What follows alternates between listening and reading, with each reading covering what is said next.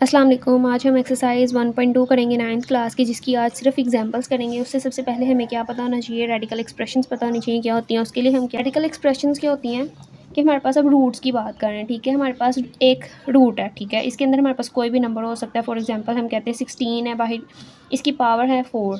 इस पावर 4 का क्या मतलब है, हमारे पास ये जो रूट है ये स्क्वायर रूट नहीं है, इसकी क्या पावर है, इस रूट की क्या पावर है 4 है।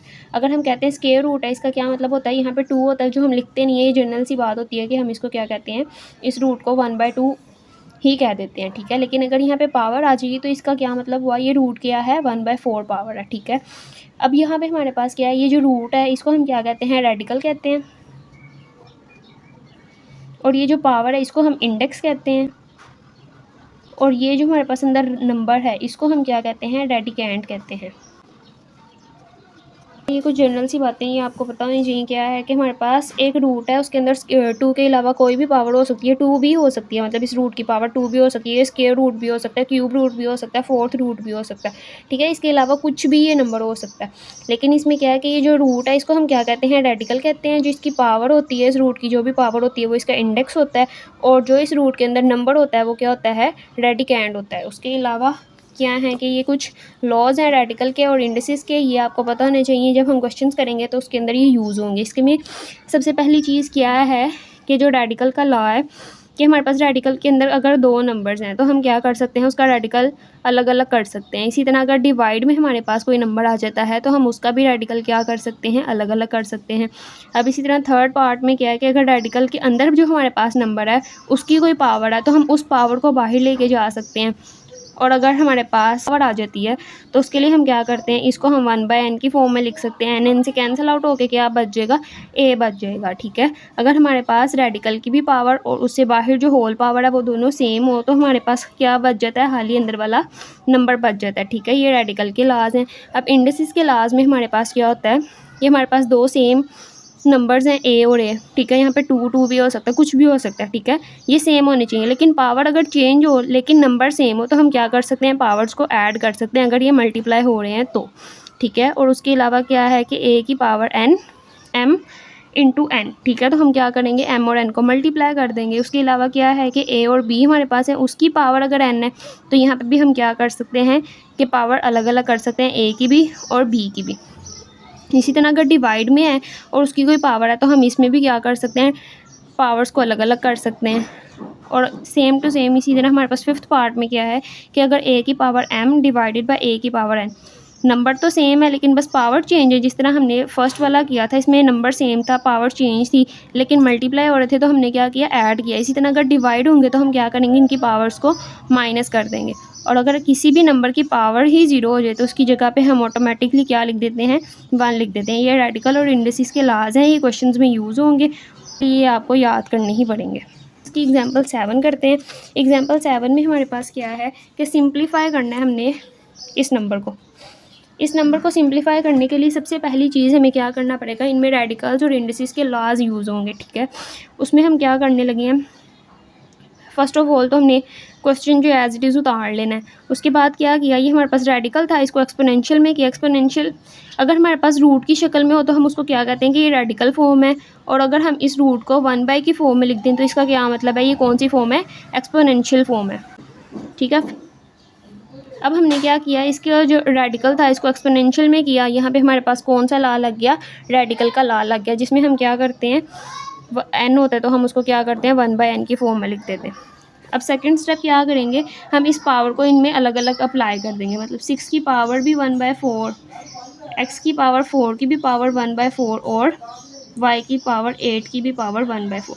ये 1/4 इन सब के ऊपर था ना, हमने इन सब के ऊपर क्या किया, इसको अलग अलग कर दिया। अब यहाँ पे हमारे पास कौन सा लॉ लग गया, इंडिसेस लॉ हमें से एक लॉ लग गया, जिसमें क्या होता है, हमारे पास a और b 2 नंबर होते हैं लेकिन सेम पावर के साथ। तो हम क्या करते हैं, a की भी पावर अलग कर देते हैं और b की भी पावर अलग कर देते हैं, ठीक है। ये वाला लॉ लग गया। हमने क्या करना है, इनकी ब्रैकेट्स ख़त्म कर देनी है। ब्रैकेट्स ख़त्म करने में क्या होगा, कि ये 6 की पावर 1/4 इस तरह लिखा जाएगा और ये किस तरह लिखा जाएगा 4 इंटू 1/4, क्योंकि ये वाली पावर और ये वाली पावर आपस में क्या हो रही है, मल्टीप्लाई हो रही है। इसका क्या मतलब हुआ, यहाँ पे भी कौन सा लॉ लग गया, इंडिसेस लॉ में से एक लॉ लग गया, जिसमें हम क्या करते हैं कि अगर a की पावर m इंटू n है तो हम इसको क्या कर सकते हैं, आपस में मल्टीप्लाई कर सकते हैं। तो यहाँ पे हमारे पास क्या लग गया, इंडिसेस लॉ में से एक लॉ लग गया। अब y की भी पावर 8 इंटू 1/4, अब क्या होगा, इनकी अगर कटिंग होती होगी तो हम कटिंग कर लेंगे, अगर नहीं होती होगी तो फिर एज इट इज़ उतार लेंगे। इसमें क्या हो गया, 4 4 से कैंसिल, 4 1 4 4 2 8, यहाँ पे भी कटिंग हो गई। तो ये, और अब यहाँ पे क्या है कि हमारे पास 16 की पावर 1/4 है। अब यहाँ पे हम क्या कर सकते हैं कि 16 को भी तो डिवाइड किया जा सकता है ना। 16 को भी हम सिंपली क्या करते हैं, इसका एलसीएम ले लेते हैं 2 की पावर में, 2 की फॉर्म में। तो क्या आ जाएगा, मतलब 2 कितनी दफ़ा आ गया, 4 टाइम्स आ गया, मतलब 2 की पावर 4। 3 को भी क्या लिख सकते हैं, 2 की पावर 4 में लिख सकते हैं।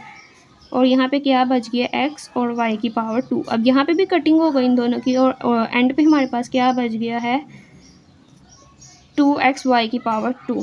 ठीक है, ये हमारा आंसर आ गया। इसमें इन क्वेश्चंस में सबसे पहले हमने क्या करना है, अगर रेडिकल होगा तो हमने उसको एक्सपोनेंशियल में करना है। एक्सपोनेंशियल में कर लेने के बाद क्या करना है, अलग अलग कर देनी है पावर को अलग अलग करने के बाद ब्रैकेट्स ख़त्म करनी है।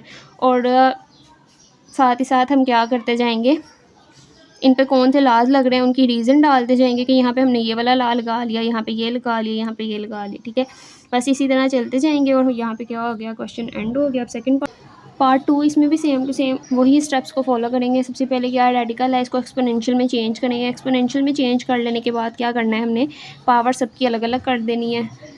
जिस तरह ये 1/3 है, ये 1/3 क्या है, इसके ऊपर भी है, इसके ऊपर भी, इसके ऊपर भी, इसके ऊपर भी। मतलब होल का क्या मतलब होता है कि हर एक नंबर पे ही ये पावर है।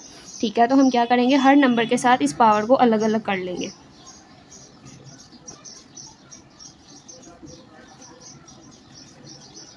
अब पावर अलग अलग कर लेने के बाद क्या करना है, हमने ब्रैकेट्स ख़त्म करनी है। ब्रैकेट्स ख़त्म करने के लिए क्या है कि 27 है। पहले हम देखेंगे जो हमारे पास नंबर है, इस नंबर को हम ब्रेक कर सकते हैं कि नहीं कर सकते। ये जो 27 है, इसका हम एलसीएम लेके चेक कर लेते हैं।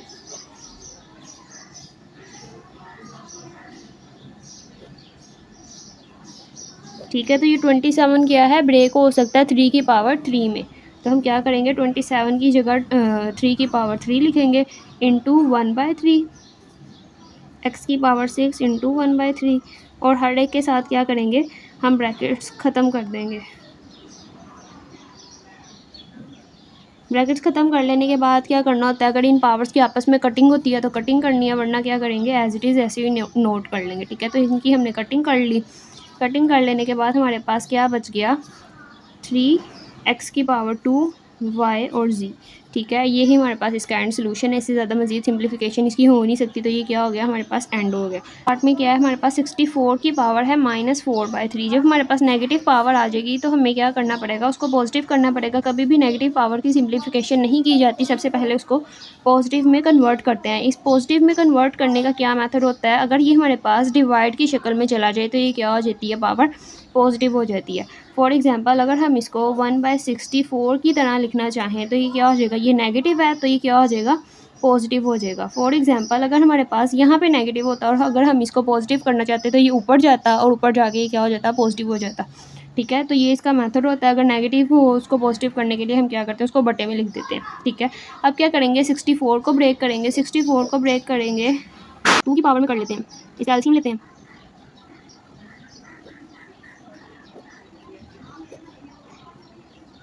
64 का एलसीएम लिया मैंने 2 के साथ, तो ये क्या बन जाता है, 2 की पावर कितनी आती है, 6 आती है। तो यहाँ पे हम क्या करेंगे, 64 की जगह पे क्या लिखेंगे, 2 की पावर 6, और क्या होगा, इंटू 4/3।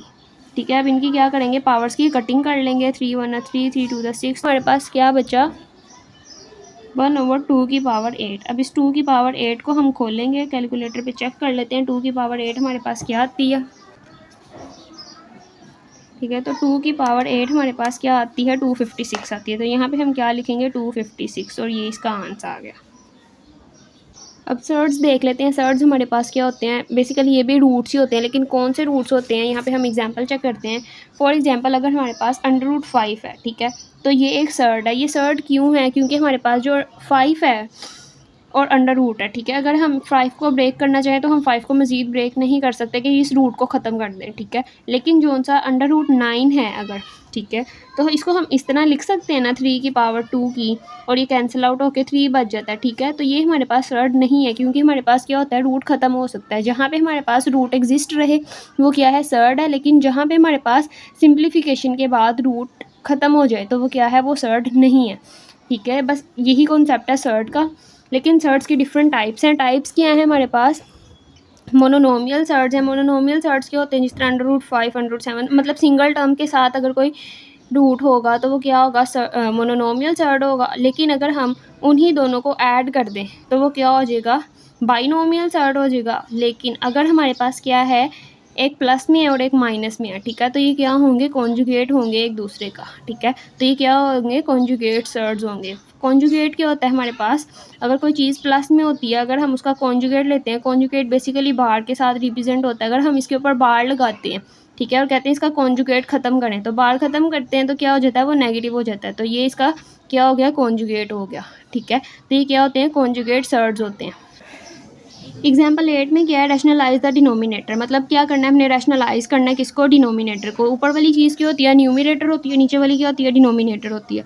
रैशनलाइजेशन एक प्रॉपर मेथड है, ठीक है। अगर आप किसी भी क्लास में चले जाते हैं, उसमें आपको मैथ्स पढ़नी पड़ती है, तो उसमें रैशनलाइजेशन का कॉन्सेप्ट ज़रूर यूज़ होगा, इसलिए ये आपको अच्छे तरीके से समझना है। अगर अभी समझ आ जाएगी तो आगे आपको आसानी होगी, ठीक है। इसमें सबसे पहली चीज़ हमने क्या करनी होती है, क्वेश्चन को एज इट इज़ नोट करते हैं। उसके बाद क्या करते हैं, रैशनलाइजेशन का क्या स्टेप होता है कि जो डिनोमिनेटर में ये जो चीज़ है इसका हम ऑपोजिट साइन लेते हैं और उसको मल्टीप्लाई भी कर देते हैं और डिवाइड भी कर देते हैं, ठीक है।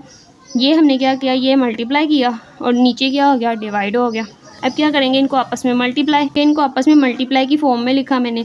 अब क्या करेंगे, ऊपर वाली चीज़ एज इट इज़ लिखी रहने देंगे और नीचे वाली चीज़ की क्या करेंगे, सिंप्लीफिकेशन करेंगे। ये क्या है, एक चीज़ प्लस में है, एक चीज़ माइनस में है, तो हमारे पास क्या होता है, एक फॉर्मूला होता है कि ए प्लस बी, ए माइनस बी अगर मल्टीप्लाई हो रहे हो तो हम उसको क्या लिख सकते हैं, ए का स्क्वायर माइनस बी का स्क्वायर। तो यहाँ पे भी वैसे हम मल्टीप्लिकेशन भी कर सकते हैं, लेकिन आप डायरेक्ट फॉर्मूला लगाएंगे तो ज़्यादा आसानी से सवाल हल हो जाएगा।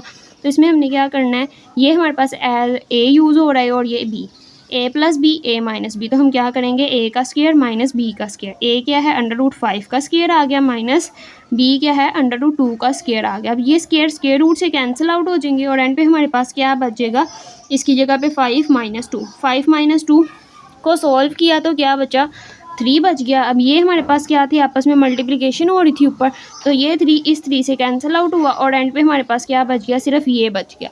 तो यहाँ पे हमारे पास क्या हुआ, इसकी रैशनलाइजेशन का रिज़ल्ट क्या आ गया, ये आ गया, ठीक है। और यही सिंपल रैशनलाइजेशन है। बस हमने क्या करना होता है, मल्टीप्लाई डिवाइड करते हैं अपोजिट साइन के साथ और फिर उनकी सिंप्लीफिकेशन कर लेते हैं। अगर आपको मेरा लेक्चर समझ आया, मेरी वीडियो अच्छी लगी तो मेरे चैनल को सब्सक्राइब करें, वीडियो को लाइक करें, और अगर कोई चीज़ समझ नहीं आई तो कमेंट में बताएं, इंशाल्लाह उस पर नेक्स्ट वीडियो बनेगी।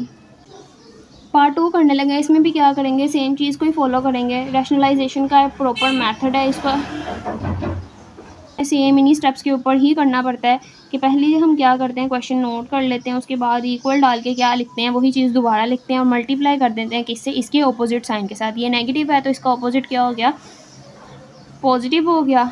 इसको हमने क्या करना है, मल्टीप्लाई भी कर देना है और डिवाइड भी कर देना है। अब ये करने के बाद क्या करेंगे, इनको आपस में मल्टीप्लाई कर लेंगे। मल्टीप्लाई की फॉर्म में इस तरह लिख लेते हैं। अगर आप डायरेक्ट भी कर लेते तो इसमें कोई इशू नहीं है।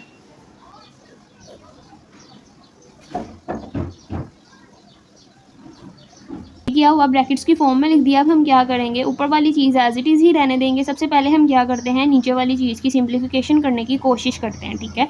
यहाँ पे भी एक नेगेटिव है, एक पॉजिटिव है। जैसे हमने ऊपर वाले पार्ट में इसका फॉर्मूला लगाया था, यहाँ पे भी वही फॉर्मूला लगाएंगे, एक नेगेटिव एक पॉजिटिव है। तो इसको हम क्या करते हैं, ए का स्क्वायर माइनस बी के स्क्वायर में लिख सकते हैं, ठीक है। तो यही वही चीज़ की मैंने स्क्वायर्स में लिखा, स्क्वायर रूट से कैंसिल आउट हुए और फिर हमारे पास क्या बच गया, स्क्वायर रूट कैंसिल होने के बाद हमारे पास कुछ इस तरह की फॉर्म बच गई। अब यहाँ पे हम क्या करेंगे, इनको माइनस कर देंगे और हमारे पास क्या आ जाएगा, इसका रिजल्ट आ जाएगा। 5 माइनस 3 किया तो 2 बच गया। अब मज़ीद इसकी हम कटिंग नहीं कर सकते और इसकी कोई सिंप्लीफिकेशन बाकी बची नहीं है। यहाँ पे हमारे पास क्या हो गया, इस क्वेश्चन का एंड हुआ और ये आंसर आ गया। इस तरह हमारे पास क्या हुई, एक्सरसाइज 1.2 की एग्जाम्पल्स भी कंप्लीट हुई।